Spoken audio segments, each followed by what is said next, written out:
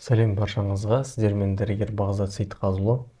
Бүгін біз сіздерменен асқазан проблемасы, хеликобактер пилори, гастрит, жалпы ас қорыту жүйесінің проблемалары, өт қалтасы, ұйқы безі деген сияқты проблемалар сөйлесетін боламыз.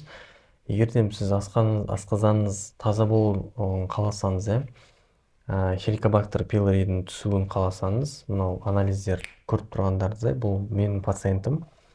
Небәрі 2-3 айдың ішінде осындай керемет нәтижеге жеткен. Бұрында қаншалықты түрде көп болған бактериясы, қазір қаншалықты түрде азда мысалға деген сияқты результатқа жету үшін не істеу керек және біз не істедік, сол туралы сөйлесетін боламыз. Жалпы видео өте маңызды болады. Канал тіркеліп лайк-қасы комментарий жазып кетіңіз. Ал мен бастаймын. Ең біріншісі асқазан ауру симптомдары туралы тоқтап кетейік. Қандай симптомдар болады? Ас қорыту жүйесі ауырған кезде, асқазан ауырған кезде, өт қалтасы, ұйқы безбен проблема болған кезде. Мен тұжыруым бойынша жалпы өте көп пациент өткеннен кейін бір айтады ғой, бір әдет секілді бір зат қалыптасады екен адам баласында. Маған келіп жатқан пациенттердің проблемалары мынандай болды. Көбісінде өт ауыратындардың 90%-ы оң жақ қабырғасында ауруымен келді. Көбісінің. Енді ол основной симптомның бірі болып саналады негізі. Оң жақ қабырғасында ауырады.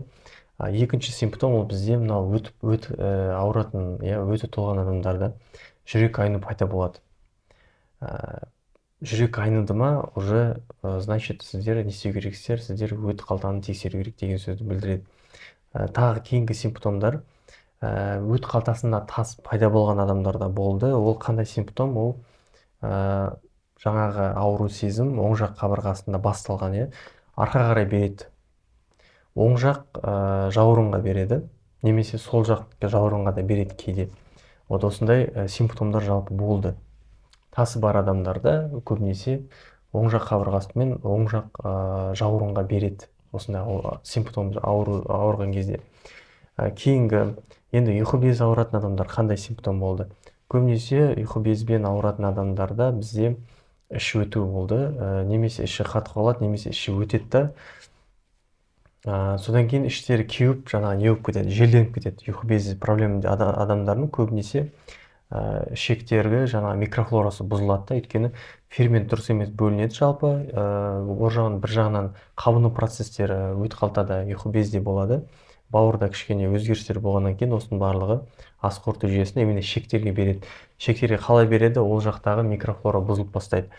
Негізінде иммунитеттің 80%-ы біздің негізінде ішектерге байланысты екен. Ойлаңызшы, ол бұрындағы врачтар мысалы осыдан 100 жыл бұрын басқаша ойлағанда, қазіргі инновация технологиясымен, неше түрлі анализдермен, даналармен анықталып отыр. Иммунитет өте қатты ішектермен байланысты. Егер де өздеріңіз тамақтану нәтижесінде, дұрыс тамақтанатын болсаңыз, ішегіңізді қатырмайтын тамақтар жейтін болсаңыз, жалпы стресске түспесеңіз, онда сіздің иммунитетіңіз жақсы болады, көп аурулардан өтіп кете аласыз. Проблемасы. Ал егер де әлсіз болатын болсаңыз, тамағыңыз дұрыс емес болатын болса, осындай ас қорыту жүйесімен проблемдер болатын болса, ол иммунитеттің төмен түсуіне алып келеді, одан кейін неше түрлі аурулар пайда болады. Сол себепті тағы қандай симптомдар? Асқазан проблемасына келейік. Асқазан хеликобактер пилори, жаңа мен айтып отқандай, хеликобактер пилори ауыратын кісілер, жаңағыдай бар, то есть асқазанда хеликобактер бактериясы бар кісілерде не болады? Ең біріншісі оларда тамақ қорытылмау болады. Өйткені бактерия көбейген сайын, былай айтқан кезде асқазанның ресурсы азаяды, асқазанның жұмысы баяулайды, сол себепті жеген тамағыңыз қорытылмай қалады. Ол бір жағынан өт қалтасына да, ұйқы безіне байланысты болып келеді кейде, бірақ көбінесе бактериясы көп адамдар былай айтқан кезде тамақтану қиналады, асқазан ісіп тұрған сияқты болады деп айтады, или болмаса асқазан тамақ жеймін, бірақ тамағым қорытылмайды деп айтады. Кейбір кезде жаңағындай не болады? Кейбір адамдар изжога пайда болады, изжога, қыжыл дейді ғой қазақша. Қыжыл пайда болады, тамақ жейді, қайта-қайта қыжыл болады, содан кейін не істейді? Ашығаннан кейін асқазаны амипрозол деген дәрі ішеді. Амипрозолдың бір жаман жері, көп қабылдай берсе, асқазанның несін, соляный кислотасын түсіріп тастайды. и асқазан вообще тамақ қорыта алмай қалады, түсінесіз ба? Содан кейін не болады? Оны ұзақ уақыт емдемесе атрофический гастрит қалып келуі мүмкін. Атрофический гастрит ары қарай неше түрлі жаман ауруларға ұласып кете береді. Сол себепті ас қорыту жүйесі өте маңызды да, бұны емдеу керек. Ал енді қалай емдеймін дейтін болсаңыздар, қазір мен основной 3 дәрігерлік кеңес беремін. Егер осы 3 кеңесті ұстайтын болсаңыздар, сіздің ас қорыту жүйеңіз сізге рахмет айтатын болады. Айтқан кезде 80-90% ас қорыту жүйесінің проблемасын осы 3 кеңес арқылы сіздер былай айтқан кезде тоқтата аласыздар да, осы проблеманың бәрін. Ең бірінші кеңес ол сіздердің стрессовый фондарыңыз. Жалпы адам егер қатты стресске түсетін болса, бір затпен мысалы қанағаттанбайтын болсаңыз, немесе өміріңізде қатты бір жаман жайттар болуы мүмкін деген сияқты, неше түрлі сондай. Жалпы адам қатты стресске түссе, депрессияға түсетін болса, ең бірінші құрайтын зат ол бізде нерв жүйесі мен асқазан. Нерв жүйесі және ас қорыту жүйесі ең бірінші ударды алады да.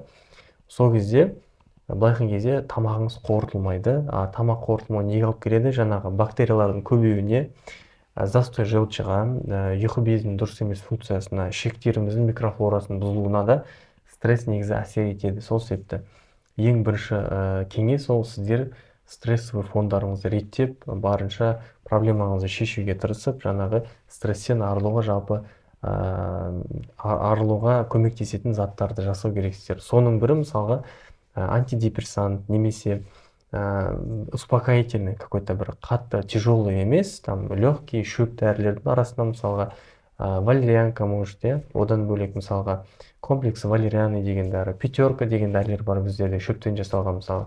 Сол ішіп кішкене сіздер осы заттарды шеше аласыздар. Екінші кеңес, тамақтанған кезде обязательно тамақпен бірге бір үлкен шыны, немесе жанан, немесе табақ деп айтсақ болады. Үлкенірек салат жеңіздер. Салат, ол салат жемейтін болсаңыздар, тамақпен бірге. Мысалға бізде қазақтағы көбінің проблемасы, или СНГ осы біздің тұрып жатқан СНГ-ның проблемасы қандай? Тамақтанған кезде тек қана однообразный, тек нан мен етпен ғана тамақтанады да. Ол негізі дұрыс емес. Тамақтанған кезде көбірек салат сияқты заттар жеу керек та. Сол кезде сіздердің ішектеріңізде ешқашан запор болмайды, ешқашан жаңағындай іш қату, микрофлораның бұзылуы. Келісем, көкөністер негізі микрофлора бұзылып тұрған кезде қабылдаса кішкене ауыртуы мүмкін. Немесе ас қорыту жүйесі қабынып тұрған кездерде ол қатты дұрыс болмайды. Но бірақ та бәрі жақсы болатын болса, профилактика ретінде де жалпы ас қорыту жүйесімен проблема болмас үшін екінші кеңесім ол үлкенірек табақпенен күнде, үлкен табақпен жемесеңіз де, осындай бір жаңағындай овощ жеңіздер. Мысалға не ол? Мысалы помидор, огурцы, капуста, листья салата, укроп, петрушка салсаңыздар болады, руккола, листья салата, тағы басқа деген сияқты. Брокколи мысалы болады, салат жасасаңыз. Солай жалпы жейтін болсаңыз, етті жедіңіз, салатты жедіңіз. Өте жақсы не пайда болды? Ол жерде баланс. То есть еттің жақсылақ қорытылуы үшін бізде ағзада не болу керек? Бізде клетчатка болу. Клетчатка ретінде көкөністер жақсы жүреді. Сол себепті ас қорыту жүйесін дұрыстау үшін клетчатка, овощ, фрукты деген затты көбірек жеңіздер. Екінші кеңесім. Содан кейін үшінші кеңес қандай дейсіздер ғой? Үшінші кеңес ұйқы. Ас қорыту жүйесі жақсы жұмыс жасайтын қаласаңыз, ұйқыңызды реттеңіз. Қазір біздің проблемамыз қандай? Қазір бізде часовой пояс ауысып кеткен, көп бәріміз білеміз, часовой пояс ауысып кеткен. Көп адамдарда ерте кеш батады, ерте таң атады деген сияқты. Жалпы адам биологический ритмға енемей қалуы мүмкін да. Сол үшін сіздің ұйқыңыз бұзылуы мүмкін. Сол үшін ертерек ұйықтау керексіздер шынымен де. Кемінде 7-8 сағат ұйқы болу керек. Ол біздің біріншіден нерв жүйемізге, екіншіден ас қорыту жүйесі болсын, мидың жұмысы болсын, бәріне қатты ұйқы әсер етеді. Сол себепті ұйқыңызды реттеңіз, сол кезде ас қорыту жүйесі де реттеліп бастайды. Самый главный 7-8 сағат тыныш ұйқы болу керек. Осы үш кеңес сақтасаңыздар, сіздің біраз кәдімгі проблемалардан құтыла аласыздар. Жалпы айтқым келгені осы. Егер осы видео ұнаған болса, каналдегі лайк басып комментарий етіңіз. сіздер болған мен дәрігер бағзат сейітқабылов. Келесі видеоларда көріскенше сау болыңыз.